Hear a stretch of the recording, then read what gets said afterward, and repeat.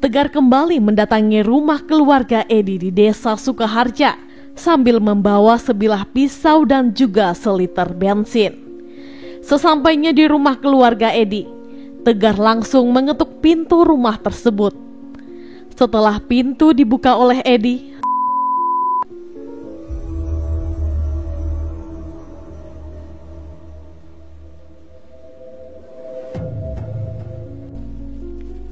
Assalamualaikum warahmatullahi wabarakatuh. Kembali lagi di YouTube channel saya, Lembaran Cerita. Semoga kabar kalian semua sehat selalu dan pastinya diberi kebahagiaan dalam menjalani hidup. Di video kali ini saya akan membahas tentang kasus pembunuhan yang terjadi di Bogor, Jawa Barat. Nah, daripada kelamaan intro, yuk langsung kita bahas.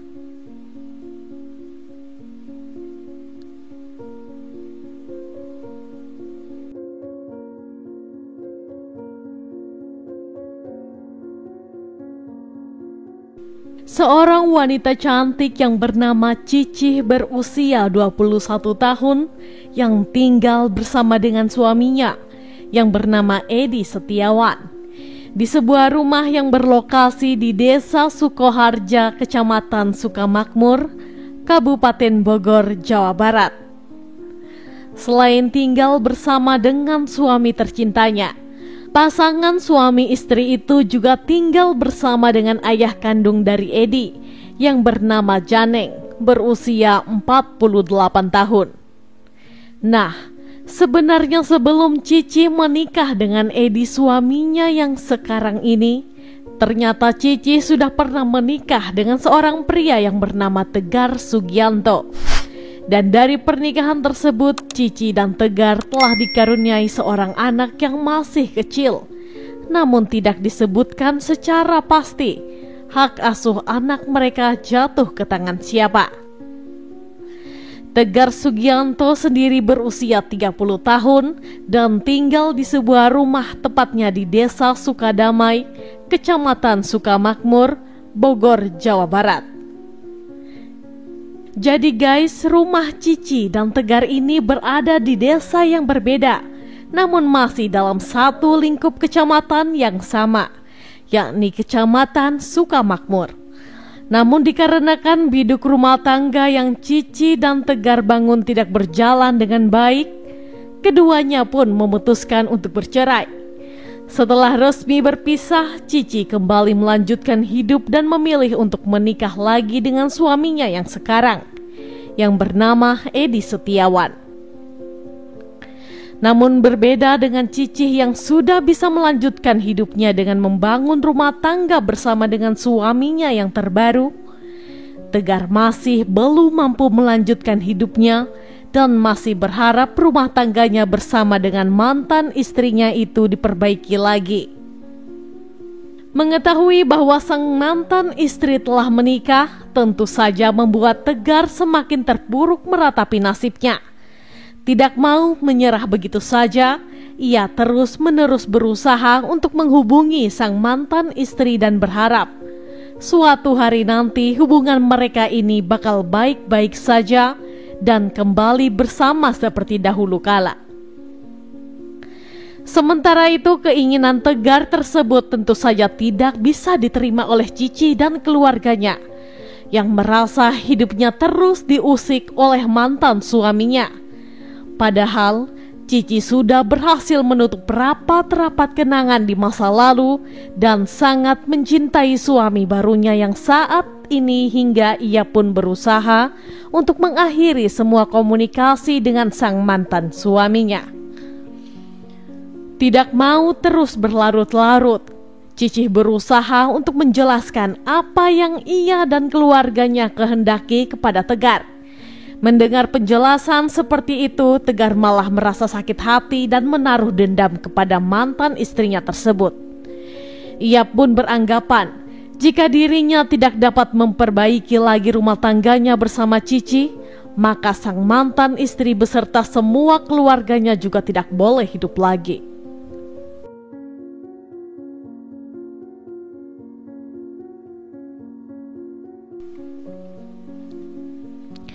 Pada 12 Februari 2018 sekitar jam 11.30 malam hari, Tegar kembali mendatangi rumah keluarga Edi di Desa Sukaharja sambil membawa sebilah pisau dan juga seliter bensin. Sesampainya di rumah keluarga Edi, Tegar langsung mengetuk pintu rumah tersebut. Setelah pintu dibuka oleh Edi, tanpa mengeluarkan sepatah kata pun, Tegar dengan cepat langsung menusukkan sebilah pisaunya ke bagian dada Edi berkali-kali, hingga membuat laki-laki itu jatuh tersungkur ke lantai. Setelah berhasil menghabisi nyawa suami baru dari mantan istrinya, Tegar langsung menerobos masuk ke dalam rumah tersebut dan meninggalkan tubuh tidak bernyawa itu begitu saja di depan pintu. Tegar kemudian masuk ke dalam salah satu kamar yang ada di rumah tersebut, yang ternyata merupakan kamar dari ayah kandung Edi. Di sana lagi-lagi, tanpa mengeluarkan sepatah kata pun, Tegar langsung menusuk bagian perut Janeng beberapa kali, hingga membuatnya tidak berdaya dan bersimpah darah. Tidak puas dengan hal tersebut, Tegar yang sudah kesetanan lalu keluar dari kamar tersebut menuju ke kamar lainnya yang merupakan tempat tidur Cicih bersama dengan suaminya. Di sana ia lagi-lagi menusuk bagian perut Cicih beberapa kali hingga membuatnya tidak berdaya. Setelah itu ia menyiramkan sedikit demi sedikit bensin yang dibawanya tadi ke sudut-sudut ruangan dan bagian yang mudah terbakar dari rumah tersebut. Dan sebelum ia keluar meninggalkan rumah itu, Tegar terlebih dahulu menyalakan korek api untuk membakar rumah keluarga Edi beserta dengan tubuh dari Edi Setiawan, Bapak Janeng, dan juga Cici. Baru setelah itu, Edi langsung kabur meninggalkan rumah tersebut menuju ke sebuah kandang hewan milik keluarganya. Sementara itu, api yang berkobar di rumah tersebut dengan cepat membakar salah satu sudut rumah keluarga Edi. Namun sebelum api berhasil membakar keseluruhan dari rumah itu, Cici yang saat itu masih hidup meskipun dalam kondisi tidak berdaya berhasil keluar dari kobaran api sembari membawa anak semata wayangnya. Ia lalu berteriak meminta tolong kepada warga sekitar sambil memberitahukan kepada warga bahwa orang yang bertanggung jawab atas kebakaran rumahnya itu adalah mantan suaminya yang bernama Tegar Sugianto. Warga yang berbondong-bondong di depan rumah tersebut kemudian berbagi tugas. Beberapa warga ada yang membawa Cicih yang saat itu sudah bersimpah darah ke rumah sakit, sedangkan beberapa warga yang lain melaporkan kejadian tersebut ke aparat desa setempat yang kemudian dilanjutkan ke aparat kepolisian setempat. Aparat kepolisian yang mendapatkan laporan tersebut segera mendatangi lokasi kejadian. Namun sayang, ketika sampai di lokasi, api masih membesar dan nyaris membakar keseluruhan bagian dari rumah itu. Ketika api berhasil dipadamkan, aparat kepolisian berhasil mengevakuasi dua jasad dari Edi Setiawan dan juga Bapak Janeng dalam kondisi yang sangat memprihatinkan. Pihak berwajib menjelaskan bahwa ditemukan luka bakar dengan tingkat 90% di sekujur tubuh dari korban dan dipastikan korban telah meninggal dunia. Selain itu, aparat kepolisian juga menemukan banyak sekali luka tusukan di sekujur tubuh kedua korban. Tubuh tidak bernyawa itu kemudian segera dievakuasi ke rumah sakit terdekat untuk proses otopsi. Sedangkan aparat kepolisian segera mendatangi rumah dari Tegar. Namun setibanya di rumah tersebut, aparat kepolisian bersama dengan warga malah menemukan Tegar berada di kandang hewan milik keluarganya dalam kondisi sudah tidak bernyawa. Ia ditemukan sudah mengakhiri hidupnya dengan cara menggantung diri di tiang yang ada di kandang hewan tersebut. Aparat kepolisian pun kembali mengevakuasi tubuh Tegar ke rumah sakit untuk proses penyelidikan lebih lanjut.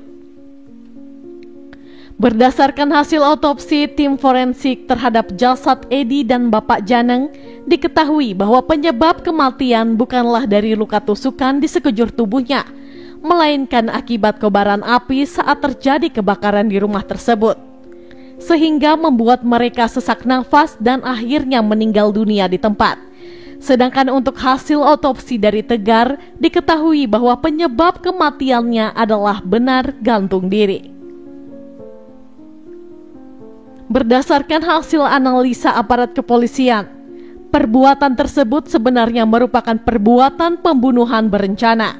Hal tersebut dilihat dari niatan si pelaku yang sudah terbukti mempersiapkan semua peralatan sebelum mendatangi rumah keluarga Edi. Sebilah pisau dan bensin yang dibawa oleh pelaku ini menjadi bukti bahwa rencana yang disusun telah benar-benar matang untuk mengakhiri nyawa satu keluarga Edi. Berdasarkan hasil dari gelar perkara dalam kasus ini, Tegar dinyatakan bersalah telah melakukan pembunuhan berencana serta pembakaran rumah keluarga Edi. Namun karena sang pelaku juga memilih untuk mengakhiri hidupnya, sehingga aparat kepolisian memutuskan untuk menutup kasus ini secara resmi. Sebagai informasi tambahan ya guys, tidak diketahui pasti perihal bagaimana kelanjutan dari Cicih beserta dengan anak sematawayangnya yang berhasil selamat dari kobaran api. Karena tidak ada satu media pun yang meliput tentang bagaimana keadaan Cici dan anaknya setelah berhasil dibawa ke rumah sakit. Demikian kasus yang bisa saya ceritakan untuk hari ini. Gimana nih menurut pendapat kalian? Silahkan sampaikan pendapat teman-teman di kolom komentar. Dan semoga dengan adanya video ini kita bisa belajar untuk lebih waspada dan selalu berhati-hati dalam menjalani hidup. Saya sendiri tidak akan pernah bosan untuk mengingatkan, selalu libatkan Tuhan di setiap tindakan kita, karena kita tidak akan pernah tahu apa yang akan terjadi ke depannya. Oke, sekian dulu untuk video hari ini. Mohon maaf jika ada salah dalam tutur kata.